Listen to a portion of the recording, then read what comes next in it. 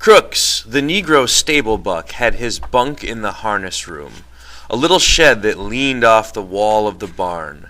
On one side of the little room there was a square four-paned window, and on the other a narrow plank door leading into the barn. Crooks's bunk was a long box filled with straw, on which his blankets were flung. On the wall by the window there were pegs on which hung broken harness in process of being mended, strips of new leather, and under the window itself a little bench for leather-working tools, curved knives, and needles and balls of linen thread, and a small hand riveter. On pegs were also pieces of harness, a split collar with the horsehair stuffing sticking out, a broken hame, and a trace chain with its leather covering split. Crooks had his apple box over his bunk, and in it a range of medicine bottles, both for himself and for the horses. There were cans of saddle soap and a drippy can of tar with its paintbrush sticking over the edge. And scattered about the floor were a number of personal possessions. For being alone, Crooks could leave his things about, and being a stable buck and a cripple, he was more permanent than the other men, and he had accumulated more possessions than he could carry on his back. Crooks possessed several pairs of shoes, a pair of rubber boots, a big alarm clock, and a single-barreled shotgun. And he had books, too, a tattered dictionary and a mauled copy of the California Civil Code of 1905. There were battered magazines and a few dirty books on a special shelf over his bunk. A pair of large gold-rimmed spectacles hung from a nail on the wall above his bed. This room was swept and fairly neat, for Crooks was a proud, aloof man. He kept his distance and demanded that other people keep theirs. His body was bent over to the left by his crooked spine, and his eyes lay deep in his head, and because of their depth seemed to glitter with intensity. His lean face was lined with deep black wrinkles, and he had thin, pain-tightened lips which were lighter than his face. It was Saturday night. Through the open door that led into the barn came the sound of moving horses, of feet stirring, of teeth champing on hay, of the rattle of halter chains. In the stable buck's room a small electric globe threw a meager yellow light. Crooks sat on his bunk. His shirt was out of his jeans and back. In one hand he held a bottle of liniment, and with the other he rubbed his spine. Now and then he poured a few drops of the liniment into his pink-palmed hand and reached up under his shirt to rub again. He flexed his muscles against his back and shivered. Noiselessly, Lenny appeared in the open doorway and stood there looking in, his big shoulders nearly filling the opening. For a moment Crooks did not see him, but on raising his eyes he stiffened, and a scowl came on his face. His hand came out from under his shirt. Lenny smiled helplessly in an attempt to make friends. Crooks said sharply, "You got no right to come in my room. This here's my room. Nobody got any right in here but me." Lenny gulped, and his smile grew more fawning. "I ain't done nothin'," he said. "Just come to look at my puppy, and I seen your light," he explained. "Well, I got a right to have a light. You go on, get out of my room. I ain't wanted in the bunkhouse, and you ain't wanted in my room." "Why you ain't wanted?" Lenny asked. "'Cause I'm black. They play cards in there, but I can't play because I'm black. They say I stink. Well, I tell you, all of you stink to me." Lenny flapped his big hands helplessly. "Everybody went into town," he said. "Slim and George and everybody. George says I gotta stay here and not get in no trouble. I seen your light." "Well, what do you want?" "Nothin'. I seen your light. I thought I could just come in and set." Crooks stared at Lenny, and he reached behind him and took down the spectacles and adjusted them over his pink ears and stared again. "I don't know what you're doing in the barn anyway," he complained. "You ain't no Skinner. There's no call for a bucker to come into the barn at all. You ain't no Skinner. You ain't got nothing to do with the horses." "The pup," Lenny repeated. "I come to see my pup." "Well, go see your pup then. Don't come in a place where you're not wanted." Lenny lost his smile. He advanced a step into the room, then remembered, and back to the door again. "I looked at 'em a little. Slim says I ain't to pet 'em very much." Crooks said, "Well, you've been taking 'em out of the nest all the time. I wonder the old lady don't move 'em someplace else." "Oh, she don't care. She lets me." Lenny had moved into the room again. Crooks scowled, but Lenny's disarming smile defeated him. "Come on in and set a while," Crooks said. "Long as you won't get out and leave me alone, you might as well set down." His tone was a little more friendly. "All the boys gone into town, huh?" "All but old Candy. He just sets in the bunkhouse, sharpening his pencil, and sharpening and figuring." Crooks adjusted his glasses. "Figuring? What's Candy figuring about?" Lenny almost shouted. "'Bout the rabbits." "You're nuts," said Crooks. "You're crazy as a wedge. What rabbits you talking about?" "The rabbits we're gonna get, and I get to tend 'em, cut grass, and give 'em water, and like that." "Just nuts," said Crooks. "I don't blame the guy you travel with for keeping you out of sight." Lenny said quietly, "It ain't no lie. We're gonna do it. Gonna get a little place and live on the fat of the land." Crooks settled himself more comfortably on his bunk. "Set down," he invited. "Set down on the nail keg." Lenny hunched down on the little barrel. "You think it's a lie," Lenny said, "but it ain't no lie. Every word's the truth, and you can ask George." Crooks put his dark chin into his pink palm. "You travel around with George, don't you?" "Sure. Me and him goes every place together." Crooks continued, "Sometimes he talks, and you don't know what the hell he's talking about. Ain't that so?" He leaned forward, boring Lenny with his deep eyes. "Ain't that so?" "Yeah, sometimes. Just talks on, and you don't know what the hell it's all about." "Yeah, sometimes, but not always." Crooks leaned forward over the edge of the bunk. "I ain't a Southern Negro," he said. "I was born right here in California. My old man had a chicken ranch, about 10 acres. The white kids come to play at our place, and sometimes I went to play with them, and some of them was pretty nice. My old man didn't like that. I never knew till long later why he didn't like that. But I know now." He hesitated, and when he spoke again his voice was softer. "There wasn't another colored family for miles around.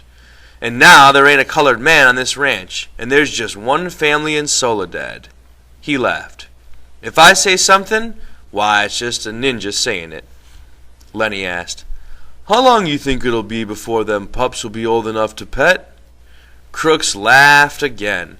"A guy can talk to you and be sure you won't go blabbing. Couple of weeks and them pups will be all right. George knows what he's about. Just talks and you don't understand nothing." He leaned forward excitedly. "This is just a ninja talking, and a busted back ninja, so it don't mean nothing. See? You couldn't remember it anyways. I seen it over and over. A guy talking to another guy, and it don't make no difference if he don't hear or understand. The thing is, they're talking, or they're settin' still not talking. It don't make no difference. No difference." His excitement had increased until he pounded his knee with his hand. "George can tell you screwy things, and it don't matter. It's just the talking. It's just being with another guy. That's all." He paused. His voice grew soft and persuasive. "S'pose George don't come back no more. S'pose he took a powder and just ain't coming back. What do you do then?" Lenny's attention came gradually to what had been said. "What?" he demanded. "I said, suppose George went into town tonight, and you never heard of him no more." Crooks pressed forward some kind of private victory. "Just suppose that," he repeated. "He wouldn't do it," Lenny cried. "George wouldn't do nothing like that. I've been with George a long time. He'll come back tonight." But the doubt was too much for him. "Don't you think he will?" Crooks's face lighted with pleasure in his torture. "Nobody can't tell what a guy'll do," he observed calmly. "Let's say he wants to come back and can't.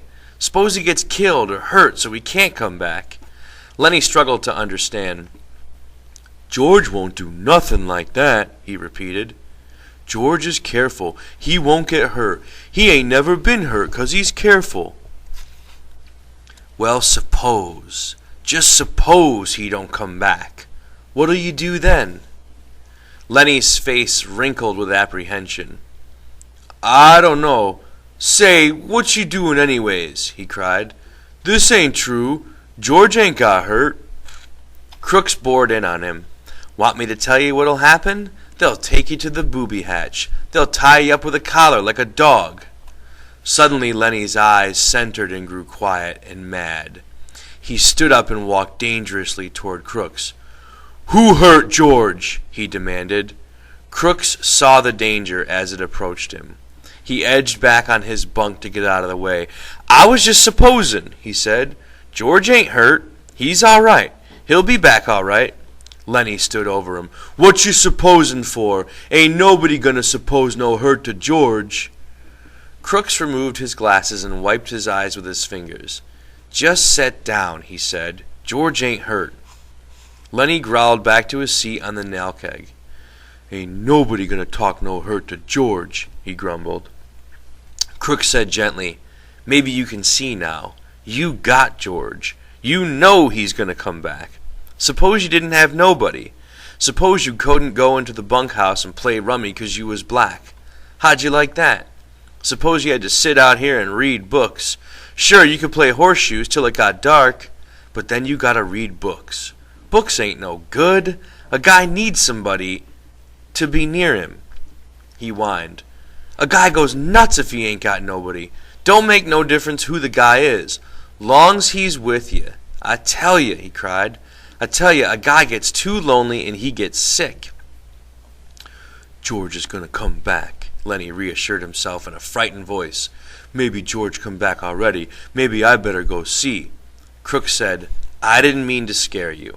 He'll come back. I was talking about myself. A guy sits alone out here at night, maybe reading books or thinking or stuff like that. Sometimes he gets thinking, and he got nothing to tell him what's so and what ain't so. Maybe if he sees something, he don't know whether it's right or not. He can't turn to some other guy and ask if he sees it too. He can't tell. He got nothing to measure by. I seen things out here. I wasn't drunk. I don't know if I was asleep. If some guy was with me, he could tell me I was asleep and then it would be all right. But I just don't know." Crooks was looking across the room now, looking toward the window. Lenny said miserably, "George wouldn't go away and leave me. I know George wouldn't do that." The stable buck went on dreamily. "I remember when I was a little kid on my old man's chicken ranch. Had 2 brothers. They was always near me, always there. Used to sleep right in the same room, right in the same bed. All 3. Had a strawberry patch, had an alfalfa patch. Used to turn the chickens out in the alfalfa on a sunny morning. My brothers sit on a fence rail and watch 'em. White chickens they was." Gradually, Lenny's interest came around to what was being said. "George says we're going to have alfalfa for the rabbits." "What rabbits?" "We're going to have rabbits and a berry patch." "You're nuts." "We are too. You ask George." "You're nuts." Crooks was scornful. "I seen hundreds of men come by on the road and on the ranches, with their bindles on their back and that same damn thing in their heads. Hundreds of 'em. They come and they quit and go on, and every damn one of 'em's got a little piece of land in his head, and never a goddamn one of 'em ever gets it. Just like heaven. Everybody wants a little piece of land. I read plenty of books out here. Nobody never gets to heaven, and nobody gets no land. It's just in their head. They're all the time talking about it, but it's just in their head."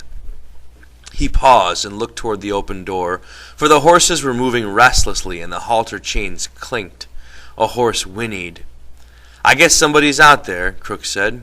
"Maybe Slim. Slim comes in sometimes, 2-3 times a night. Slim's a real skinner. He looks out for his team." He pulled himself painfully upright and moved toward the door. "That you, Slim?" he called. Candy's voice answered. "Slim went in town. Say, you seen Lenny?" "You mean the big guy?" "Yeah, seen him around any place?" "He's in here," Crooks said shortly. He went back to his bunk and lay down. Candy stood in the doorway, scratching his bald wrist and looking blindly into the lighted room. He made no attempt to enter. "Tell you what, Lenny, I've been figuring out about them rabbits," Crooks said irritably. "You can come in if you want." Candy seemed embarrassed. "I don't know. Course, if you want me to." "Come on in. If everybody's coming in, you might just as well." It was difficult for Crooks to conceal his pleasure with anger. Candy came in, but he was still embarrassed. "You got a nice, cozy little place in here," he said to Crooks. "Must be nice to have a room all to yourself this way." "Sure," said Crooks. "And a manure pile under the window. Sure, it's swell." Lenny broke in. "You said about them rabbits?" Candy leaned against the wall beside the broken collar while he scratched the wrist stump. "I've been here a long time," he said, "and Crook's been here a long time. This is the first time I ever been in his room." Crooks said darkly, "Guys don't come into a colored man's room very much. Nobody been here but Slim. Slim and the boss." Candy quickly changed the subject. "Slim's as good a skinner as I ever seen." Lenny leaned toward the old swamper. "About them rabbits?" he insisted.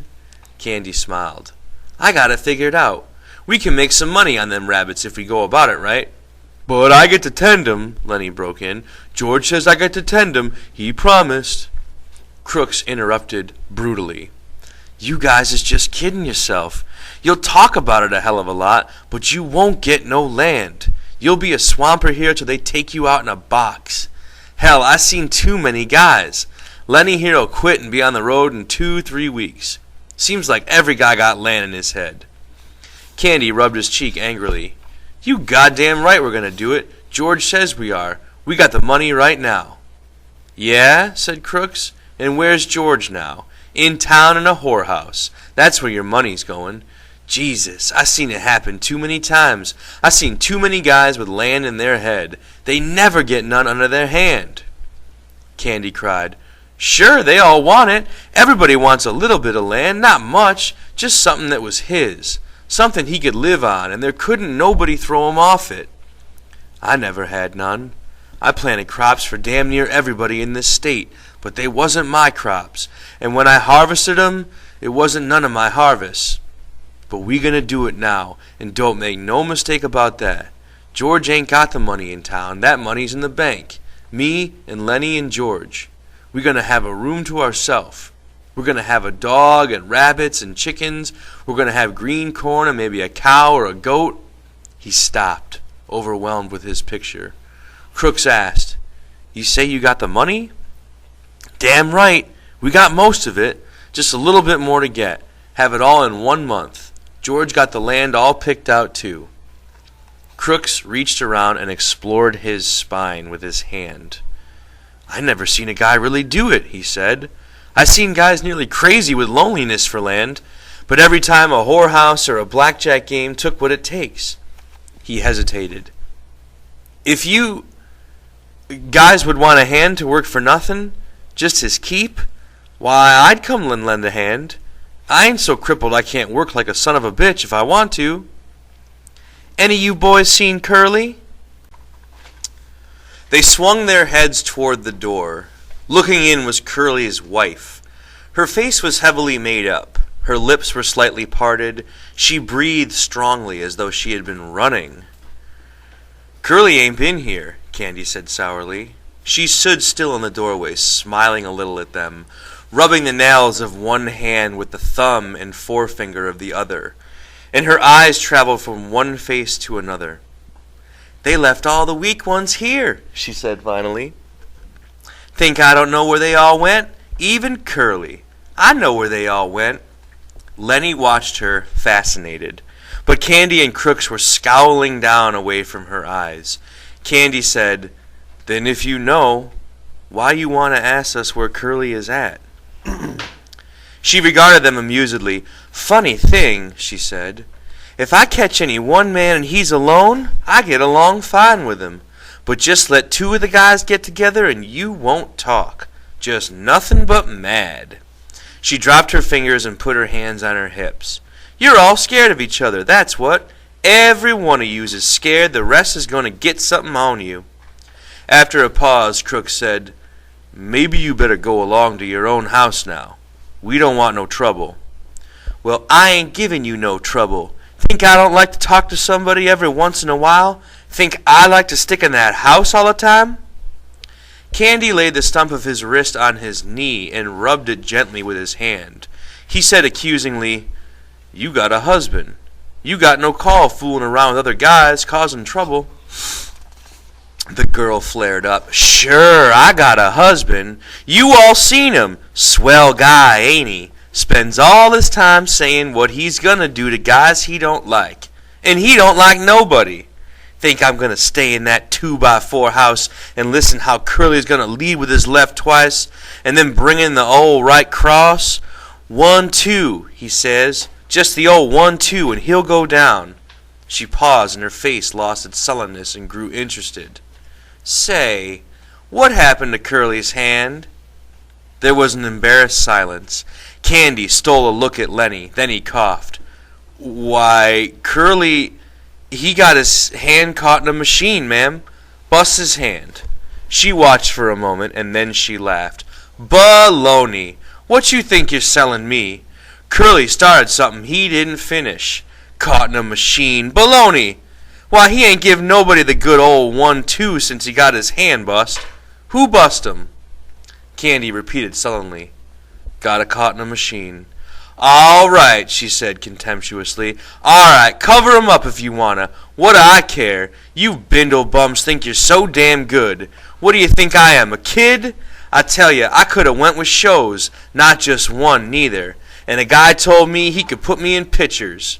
She was breathless breathless with indignation. "Saturday night, everybody out doing something, everybody. And what am I doing? Standing here talking to a bunch of bindle stiffs, a ninja and a dum-dum and a lousy old sheep, and liking it 'cause they ain't nobody else." Lenny watched her, his mouth half open. Crooks had retired into the terrible protective dignity of the Negro. But a change came over old Candy. He stood up suddenly and knocked his nail keg over backward. "I had enough," he said angrily. "You ain't wanted here. We told you you ain't, and I tell you, you got floozy ideas about what us guys amounts to. You ain't got sense enough in that chicken head to even see that we ain't stiffs. S'pose you get us canned. S'pose you do. You think we'll hit the highway and look for another lousy 2-bit job like this? You don't know that we got our own ranch to go to, and our own house. We ain't got to stay here. We got a house and chickens and fruit trees and a place 100 times prettier than this. And we got friends, that's what we got. Maybe there was a time when we was scared of getting canned, but we ain't no more. We got our own land, and it's ours, and we can go to it." Curly's wife laughed at him. "Ha! Baloney," she said. "I seen too many you guys. If you had 2 bits in the world, why you be getting in 2 shots of corn with it and sucking the bottom of the glass. I know you guys." Candy's face had grown redder and redder, but before she was done speaking, he had control of himself. He was the master of the situation. "I mighta knew," he said gently. "Maybe you just better go along and roll your hoop. We ain't got nothing to say to you at all. We know what we got, and we don't care whether you know it or not. So maybe you better just scatter along now, 'cause Curly maybe ain't gonna like his wife out in the barn with us bindle stiffs." She looked from one face to another, and they were all closed against her, and she looked longest at Lenny until he dropped his eyes in embarrassment. Suddenly she said, "Where'd you get them bruises on your face?" Lenny looked up guiltily. "Who, me?" "Yeah, you." Lenny looked to Candy for help, and then he looked at his lap again. "His hand got caught in a machine," he said. Curly's wife laughed. "Okay, machine. I'll talk to you later. I like machines." Candy broke in. "You let this guy alone. Don't you do no messing around with him. I'm going to tell George what you says. George won't have you messing with Lenny." "Who's George?" she asked. "The little guy you come with?" Lenny smiled happily. "That's him," he said. "That's the guy, and he's going to let me tend the rabbits." Well, if that's all you want, I might get a couple rabbits myself. Crook stood up from his bunk and faced her. I had enough, he said coldly. You got no rights coming in a colored man's room. You got no rights messing around in here at all. Now you just get out and get out quick. If you don't, I'm going to ask the boss not to ever let you come in the barn no more. She turned on him in scorn. Listen, ninja, she said. You know what I can do to you if you open your trap? Crook stared hopelessly at her, and then he sat down on his bunk and drew into himself. She closed on him. You know what I could do? Crook seemed to grow smaller, and he pressed himself against the wall. Yes, ma'am. Crook stared hopelessly at her, and then he sat down on his bunk and drew into himself. She closed on him. You know what I could do? Crook seemed to grow smaller, and he pressed himself against the wall. Yes, ma'am. Well, you keep your place then, ninja. I could get you strung up on a tree so easy it ain't even funny. Crooks had reduced himself to nothing. There was no personality, no ego, nothing to arouse either like or dislike. He said, Yes, ma'am, and his voice was toneless. For a moment she stood over him as though waiting for him to move so that she could whip at him again. But Crook sat perfectly still, his eyes averted, everything that might be hurt drawn in. She turned at last to the other two. Old Candy was watching her, fascinated. If you was to do that, we'd tell, he said quietly. We'd tell about you framin' crooks. Tellin' be damned, she cried. Nobody listened to you, and you know it.